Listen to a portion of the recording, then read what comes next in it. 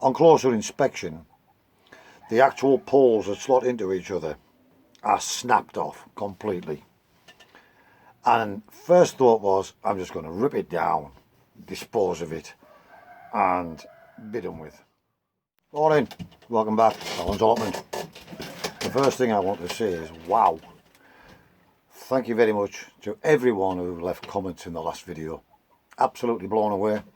Nice to see old friends. My #1 fan, Ali.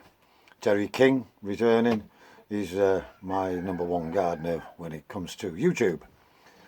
Now, I haven't had a chance to watch anybody's videos yet because life is still pretty hectic at the moment. But I just want to say a massive thank you to everyone who's taken the time to come back to Alan's Allotment. Now, I'm not being monetised anymore now, which I didn't realise. I now don't get monetised. It wasn't a lot to start with, but you know, every little helps, as I say. And it was a bit of a surprise, but I'll still continue to do this content for you. And I'll leave a link in the description, and if anyone does find anything, any advice and tips that I give of any use whatsoever, and you feel you can donate 50p, that would be absolutely fantastic. Just until I get the monetisation again. I see my subscribers were still climbing in spite of me being absent for quite a while, up to about 2,500 subscribers now. So thank you very much to each and every one of you, and hopefully you'll return when you see more of my videos coming up. Right, so today's video is about, can you resurrect a destroyed polytunnel? Well, the answer is, more often than not, yes, you can. Now obviously there's going to be a cost involved and time. On closer inspection, the actual poles that slot into each other are snapped off completely. And first thought was, I'm just going to rip it down, dispose of it, and be done with, and start again. Or just leave them as beds. Or B, have a look, examine the damage and see, is there a way that I can repair this? Now what had happened is, the actual poles that slot into each other are snapped off completely. And first thought was, I'm just going to rip it down, dispose of it, and be done with. But then I thought, well, one, it's a waste of materials. Two, that'll probably take as long, if not longer, than to repair it. And I sat and had a thought, and I thought, is this repairable? And if so, how can I do that? So what I'm going to do is I'm going to have this cup of coffee. I've already made a start, and then I'm going to take you over and show you how I'm going to repair this really badly damaged polytunnel. And what's more, it's going to be stronger than it ever was when I first put it up. If you want to see how I do that, stay tuned. I'll be with you after my coffee. Right, apologies for any wind that's up. I can't lay my hands on my microphones at the moment. So let me give you an idea of what it is we're going to do. So down here, you'll see some very strong 2 inches by 1 inches thick laths that I bought for another job, which you'll see at a later date.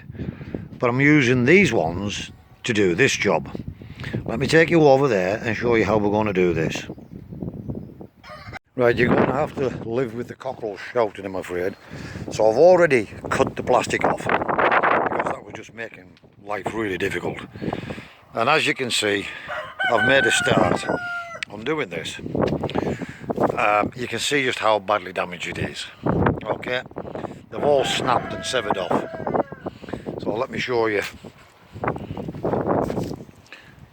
You can possibly just see this. Completely snapped, almost snapped through in places. And you think, how the hell is he going to repair this? Well, it's pretty much the same principle that I've done to reinforce me with the polytunnels. And that is using wood. Let me spin you around and show you. Right, so using these 2 inches by 1 inch thick. Sorry about all the cockerels, I've a lot of them now. What we've done is we take these as the rails, and I'm using the existing rail that was here, and as we're going along we're straightening this back out, and I'll show you how we're doing that. So we're screwing straight through the frame, and the screws that I use, they self-pilot this. It's difficult till you get them started, but they will drill the way through there themselves. And then underneath, now I don't know if you can see this or not, you'll see I've put screws in through the underside up into here as well. And again, you'll see this is completely snap lock. And you say, well, how are you going to repair that? Well, we'll show you. So we come across here, you'll see again, and likewise we've got the screws in here up into there, so it's being held from the centre beam to hold this and keep it square and flush, screwed into here in each end of here with 2 screws, which stops it twisting as well, likewise. And then you'll see here, this is how we've joined it. So we've put 2 screws into here as well, lined it up, and 2 screws in here as well. I've got this temporary post in there holding this to give me something to screw to. I'm also driving screws up under here and into this frame, which doesn't come out the other side. The screws are the right length. And as you can see, going through, this is basically what I'm going to do. So we'll have one underneath and one on top. Yes, I'm going to use a lot of laths, but that's only 2 laths, 2 of those laths. And a pack of 10 was something like 30 quid, I think. And these are the very strong, you can get cheaper ones, but these are the really strong, tannalized 2 inch by 1 inch thick. So we'll see what the cost works out at by the time we finish. But you can see already, this was all buckled and bent, and we've already started to tighten this up. These rails were put in when I first put the polytunnel up, and I didn't get these done because last year, as you know, I wasn't that well.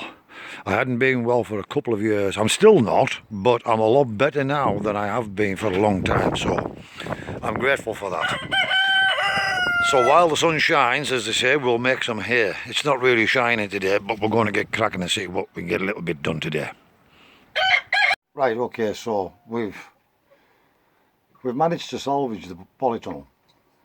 The good thing is, I've actually just come in for another cup of coffee. So we have managed to salvage this polytunnel, and I'll give you a look at how far we've got. But the rain's come on now, and it's starting to rain.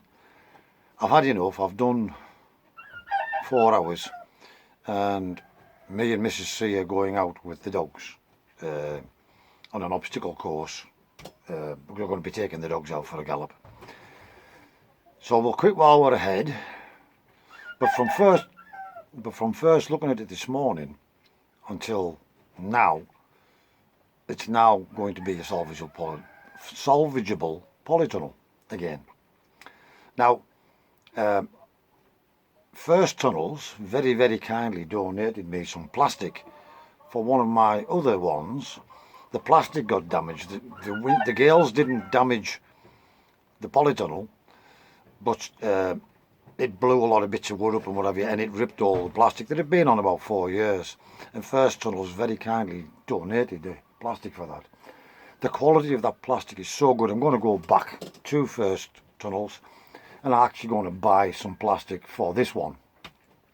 Unless you happen to be watching this and they're would like to donate again for the big one, and obviously we'll video it and give them the credits if they do. However, either way, I'm going to go to First Tunnels and I'm going to buy the plastic if I have to. It'll probably be pretty expensive, but if I'm going to do it, I'm going to do it right this time. As I said, last year my health wasn't what it was. It was through up in a hurry, and I thought I would have got through the gales, and I did say these cheap polytunnels, if you get 12 months out of the covers, you've got a bonus. It's literally 12 months, and it probably would have still been okay had it not been for the girls destroying the frame. But when I give you a look at it, you'll see how strong and rugged it already is, and it's not finished yet, not by a long way. Not from the bracing perspective, because we've learned the lesson. So if you want to see how we finish that off, then you'll have to keep on watching and follow me along as we go along. Again, I just want to say a massive thanks. I can't possibly remember or mention everyone, but we've got Nick the gardener who made his comments. Nice to see you back, Nick.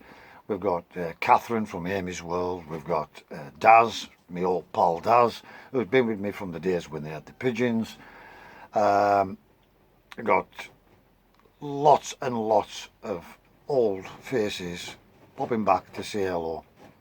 I'm blown away with the number of views it's had, and hopefully this one will be the same. So I'm going to shut up babbling for now.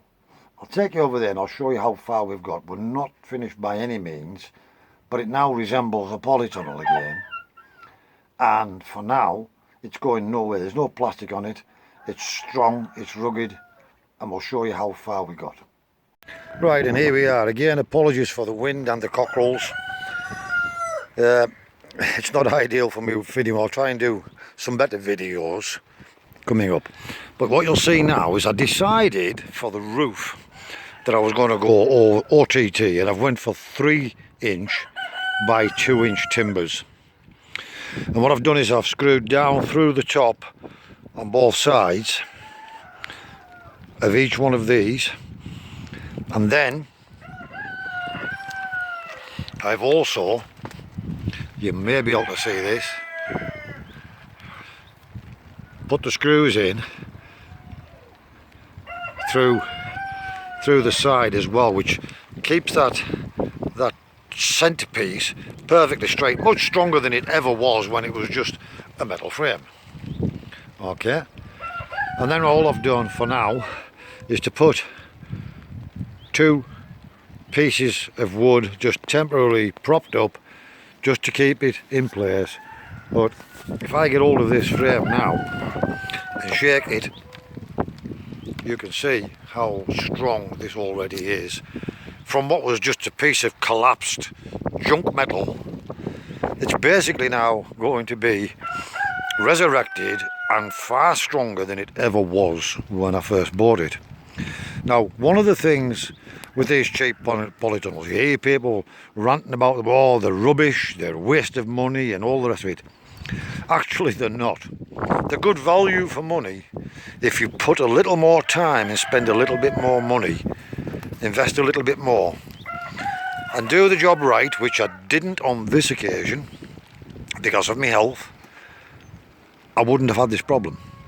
They do stand through lots of gales, and like I said, unusually we normally get north to south winds, which is why this was lengthways to streamline it from the wind. You have less wind to come at that area than all of this. But these gales codded me, and we got them from the west or the east, predominantly the west. So we need to be conscious of that. And this time, when we're finished, you'll see it shouldn't, with a capital sh, go anywhere. And so we come to the final roundup. You'll be saying, pleased about that. Right. Thank you very much for popping along. Thanks for all your likes, comments, subscriptions, suggestions, donations. It really is much appreciated. Now, that's as far as I've got for now. But I'll sleep a little better tonight knowing that, you know what, this is salvageable. And the hardest part is done because the frame was so flimsy and flopping about. And when you're doing this single-handed up a ladder and trying to hold things in place, hold the wood and put the screws in and line up the hoops, it is difficult. Hence the reason I didn't video it, or this video before I was long. Right. Hopefully someone out there finds that of some use if they've had a damaged polytunnel and are in two minds whether to just scrap it and, you know, I've lost heart. Then perhaps looking at the methods that I'm using, you might be able to incorporate that and resurrect your own polytunnel. Or if you're thinking of getting one of these cheap polytunnels, if these tips that I'm giving you now help to strengthen it in the first place so you get it right the first time round, then hopefully it'll stand you in good stead for many years to come. For now, that's all that we have. So thanks again for popping along. Thanks for all your likes, comments, dislikes, subscriptions, suggestions, donations. It's all very, very much appreciated. Thanks again for watching, and I'll see you again in the next video.